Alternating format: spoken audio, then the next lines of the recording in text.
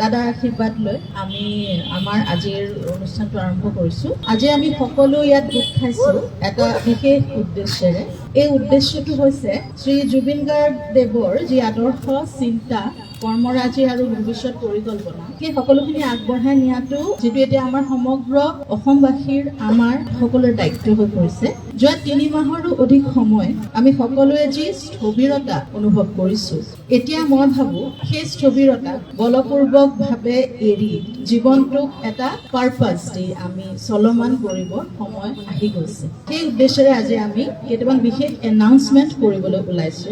আমাৰ এই পদক্ষেপত বিশেষভাৱে দিহা পৰামৰ্শ আৰু লগ দিছে দাদাৰ বহুকেইজন সহপাঠী, বন্ধু, সহযোগী, কলাকুশলী আৰু আমাৰ কিছু পৰিয়ালবৰ্গ। মই মোৰ বৌ গৰিমা শইকীয়া গাৰ্গক অনুৰোধ কৰিম যে যোনখিনি অফিচিয়েল এনাউন্সমেণ্ট আজি আমি কৰিব বিচাৰিছো তেওঁ সেইখিনি কৰি দিয়ে। পোনপ্ৰথমে সকলোকে নমস্কাৰ জনাইছোঁ, আপোনালোকক স্বাগতম জনাইছোঁ। নতুন বছৰ আহিল, আপোনালোক সকলোৰে বাবে প্ৰাৰ্থনা কৰিছোঁ নতুন বছৰটো সকলোৰে ভাল হওক। বহু দুখৰ বোজা লৈও, বহু গভীৰ মন লৈও আমি দুখ সময়ৰ মাজতো আগবাঢ়িব খুজিছোঁ আৰু জুবিন বিষয়ৰ সকলোবোৰ কথা আৰু কাম সুচাৰুভাৱে উচিত ধৰণে হওক বুলি আমি আশা কৰিছোঁ। তেতিয়া আমাৰ ঘৰখনৰ বাবেও অকণমান কিবা এটা আশা ঘূৰি আনিব। অতি সোনকালে সকলোৰে প্ৰাৰ্থনা আৰু সহযোগত কৰণীয়খিনিৰে আৰু সকলোৰে সহযোগিতাৰে আমি ভাবিছোঁ ন্যায় প্ৰতিষ্ঠা হ'ব। এই ন্যায়ৰ প্ৰক্ৰিয়াত আমি প্ৰত্যেকেই কৰিবলগীয়াখিনি সততাৰে কৰি গ'লে আমি বিচৰা ধৰণেৰে বা আশা কৰা ধৰণেৰে প্ৰক্ৰিয়াটো সোনকালে সম্পন্ন হ'ব আৰু তেতিয়ালৈকে আমি প্ৰয়োজনীয় সকলো কৰি যাবই লাগিব, কৰি থাকিবই লাগিব। কিন্তু তাৰ সমান্তৰালকৈ আমাৰ যুৱ স্ৰষ্টাজনৰ বাবে, আমাৰ প্ৰাণৰ মানুহজনৰ বাবে, তেওঁৰ আদৰ্শৰ বাবে, তেওঁৰ সপোনবোৰৰ বাবে আৰু তেওঁৰ ভাল পোৱা কামবোৰেৰে আমি সকলোৱে একেলগে মিলি আগবাঢ়ি যাব লাগিব, তেওঁক চলাই নিব লাগিব। এইখিনিত আমি যদি স্থবিৰ হৈ যাওঁ তেতিয়াহ'লে তেওঁৰ প্ৰতিও অন্যায় কৰা হ'ব। তেওঁ নিজেই কোৱা কথা, মোক মনত ৰখাতকৈ মোৰ সৃষ্টি আৰু কামখিনিক মানুহে মনত ৰাখিলে বেছি ভাল পাওঁ। তেওঁ আৰু কৈছিলে যে দুখ সময়ৰ মাজতো আমি আমাৰ কৰ্ম কৰি যাব লাগিব। মই একেবাৰে ওচৰৰ পৰা দেখিছিলোঁ জীৱনটো যে জুবিন গাৰ্গে জীৱনৰ ধুমুহাবোৰ বহুত সাহসেৰে সন্মুখীন হৈছে। তেওঁ মাত্ৰ নিজৰ নিষ্ঠাৰে কৰা তেওঁ কাম আৰু তেওঁৰ সৃষ্টিৰ মাজেৰে প্ৰতিটো বেয়া সময়ত তেওঁ থিয় হৈ থাকিবলৈ চেষ্টা কৰিছে। আমিও তেওঁৰ আদৰ্শৰে আগুৱাই যাবলৈ আজি চেষ্টা কৰিব লাগিব। জুবিন সকলো অসমীয়াৰ প্ৰাণে প্ৰাণে চিৰকাল আছিল, আছে আৰু থাকিবই। এতিয়া আমি সকলোৱে মিলি তেওঁৰ সত্তাৰ লগতে তেওঁৰ কামবোৰ, তেওঁৰ আদৰ্শ, তেওঁৰ বিশ্বাস, তেওঁৰ চৰ্চা, তেওঁৰ সাধনা এই সকলোবোৰ যাতে চিৰযুগমীয়া হৈ থাকে আৰু নিৰন্তৰ প্ৰতিটো প্ৰজন্মৰ পৰা প্ৰজন্মলৈ এক অমৰ সত্তা হৈ আগুৱাই থাকে, তাৰ বাবে আমি চেষ্টা কৰিব লাগিব। তেওঁৰ বাবে বহু ঠাইত বহুজনে ইতিমধ্যে বহু কাম হাতত লৈছে আৰু আগবাঢ়িছে। আমাৰ পৰিয়াল, আত্মীয় স্বজন, বিশেষকৈ তেওঁৰ বন্ধুবৰ্গই এনে এক উদ্দেশ্য লৈ একত্ৰিত হৈছোঁ আজি আৰু প্ৰথম খোজটি আজি আপোনালোকৰ আশীৰ্বাদ আৰু শুভেচ্ছা লৈ আগবঢ়াব বিচাৰিছোঁ। মই বহুত আৱেগিক হৈছোঁ কাৰণ জুবিনৰ বাবে আজি 3.5 মাহৰ পিছত আমি ওলাই আহিছোঁ এটা খোজ দিবলৈ। আমাৰ সামৰ্থ্যৰে সকলো ৰাইজৰ সহায় সহযোগিতা, বিশ্বাস আৰু সুবাসেৰে জুবিন গাৰ্গৰ নামত এটা ৰাষ্ট্ৰৰ কথা ব্যক্ত কৰিবলৈ আজি আপোনালোকক নিমন্ত্ৰণ কৰি আনিছোঁ আৰু আমিও একত্ৰিত হৈছোঁ। আপোনালোকৰ বহুমূলীয়া সময়খিনি দি আমাক সহযোগ কৰাৰ বাবে আমি যথেষ্ট কৃতজ্ঞ আৰু আপোনালোকৰ প্ৰতি ধন্যবাদ জ্ঞাপন কৰিছোঁ। এই ট্ৰাষ্টৰ যোগেদি আমি জুবিনৰ আদৰ্শকে লৈ যেনেদৰে তেওঁ সামাজিক দিশত, সাংস্কৃতিক দিশত বা এই ক্ষেত্ৰত জড়িত ব্যক্তিসকলৰ বাবে, নতুন প্ৰজন্মৰ বাবে, প্ৰকৃতি সংৰক্ষণৰ বাবে যিবোৰ কাম কৰিছে, তেনেকুৱা দিশবোৰতে কিছুমান কাম আমাৰ সামৰ্থ্যৰে আমি কৰি যাবলৈ চেষ্টা কৰিম আৰু এই কামসমূহ পৰিচালনা কৰিবৰ বাবে আমাৰ খাৰঘূলিৰ প্ৰপাৰ্টিটো আমি আগবঢ়াই দিবলৈ লৈছোঁ ট্ৰাষ্টৰ নামত। জুবিনৰ সপোনৰ ঠাইখন তেওঁৰ নামত হ'বলগীয়া সমাজৰ সংস্কৃতিৰ আৰু তেওঁৰ উপাস্য প্ৰকৃতিৰ বাবে ভাল কামত ব্যৱহাৰ হওক, নিয়োজিত হওক, আমি সেয়াই আশা কৰিছোঁ।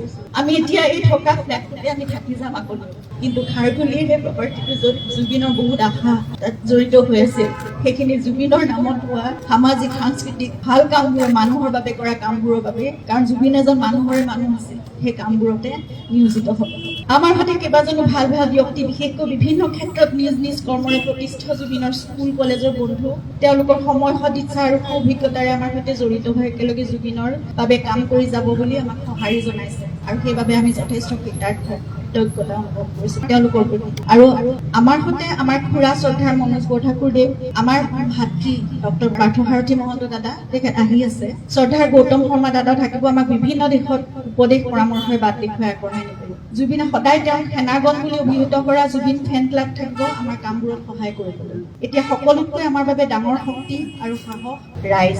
গতিকে আপোনালোকৰ মৰম, আশীৰ্বাদ, বিশ্বাস, সহায় সহযোগিতাৰে জুবিনৰ সপোনৰ কামবোৰ আমি নিশ্চয় আগুৱাই নিব পাৰিম বুলি আশা কৰিছোঁ। আৰু লগতে এটা গুৰুত্বপূৰ্ণ কথা আজি ক'ব বিচাৰিছোঁ। কালি বছৰৰ প্ৰথম দিনটোতে মাননীয় মুখ্যমন্ত্ৰী মহোদয়ে তেখেতৰ কথা ৰাখি জুবিনৰ শেহতীয়া ছবি ৰৈ ৰৈ বিনালেৰ বাবে অহা ৰাজ্যিক কৰ 2,90,00,000 টকা জুবিনৰ দ্বাৰা প্ৰতিষ্ঠিত কলাগুৰু আৰ্টিষ্ট ফাউণ্ডেশ্যনলৈ হস্তান্তৰ কৰে। কলাগুৰু আৰ্টিষ্ট ফাউণ্ডেশ্যন অসমৰ শিল্পীসকলৰ সামূহিক কল্যাণৰ উদ্দেশ্যে গঠন হোৱা এক মঞ্চ। কিন্তু সেয়া অকল শিল্পীসকলৰ বাবে সীমিত হৈ নাথাকিল। জুবিনে সকলো ধৰণৰ কাম, সকলো ধৰণৰ সামাজিক সাংস্কৃতিক কাম নতুন প্ৰজন্মৰ বাবে, প্ৰকৃতিৰ বাবে সকলোবোৰ কাম সেই ফাউণ্ডেশ্যনৰ যোগেদিয়ে আগবঢ়াই নিছিল, কৰি আছে। গতিকে এতিয়া কলাগুৰু আৰ্টিষ্ট ফাউণ্ডেশ্যনৰ অসমৰ আমি এই মঞ্চখনৰ যোগেদিয়ে জুবিন গাৰ্গৰ সামাজিক সাংস্কৃতিক আৰু প্ৰকৃতি সংৰক্ষণৰ বাবে কৰা কামবোৰৰ সংবৰ্ধন আৰু সম্প্ৰসাৰণ কৰিবলৈ সংকল্পবদ্ধ হৈছে। মাননীয় মুখ্যমন্ত্ৰী ডাঙৰীয়াৰ এই সিদ্ধান্তই আমাৰ এই সংকল্পক বাস্তৱায়িত কৰাৰ ক্ষেত্ৰত যথেষ্ট সহায় কৰিব। লগতে জুবিনৰ ন্যায় প্ৰক্ৰিয়াটোক অধিক শক্তিশালী কৰিবৰ বাবে আৰু ক্ষীপ্ৰ অগ্ৰগতিৰ বাবে বিশেষ চৰকাৰী অধিবক্তা নিয়োগ তথা এখন বিশেষ আদালতৰ বাবে উচ্চ ন্যায়ালয়ক চৰকাৰে আবেদন জনাব বুলিও যি ঘোষণা কৰিছে। নতুন বছৰে মংগলক্ষণত অসম চৰকাৰ আৰু মাননীয় মুখ্যমন্ত্ৰী ডাঙৰীয়াক এই সিদ্ধান্তৰ বাবে আমাৰ তৰফৰ পৰা আন্তৰিক ধন্যবাদ আৰু কৃতজ্ঞতা জনাইছো। লগতে সংশ্লিষ্ট সকলোকে অনুৰোধ জনাইছো, যিমান পাৰি, যেনেকৈ পাৰি, সিমান ক্ষীপ্ৰতাৰে প্ৰক্ৰিয়াটো যাতে সম্পূৰ্ণ হয়। ধন্যবাদ। ধন্যবাদ গৌৰৱ। আৰু এটা কথা জনাওঁ যে এই জুবিন গাৰ্গ ট্ৰাষ্ট বা ন্যাসটো তাৰ আণ্ডাৰত 3টা উইং থাকিব, 3টা উইঙেৰে পৰিচালনা কৰিব। 2টা অলৰেডি আমাৰ খুব ভালকে কাম কৰি আছে যোৱা কেইবা বছৰ ধৰি। এটা হৈছে কলাগুৰু আৰ্টিষ্ট ফাউণ্ডেশ্যন, সেইটো ইমান বছৰ কাম কৰি আছে ভাল, সেইটো তেনেকেই থাকিব। আৰু এটা অভিনয়া পাৰফৰ্মিং আৰ্ট, যোনটো আমাৰ বা জংকী বৰঠাকুৰৰ নামত আছে, সেইটো বিহু তাৰ আণ্ডাৰৰ পৰাই পৰিচালনা কৰা হ'ব।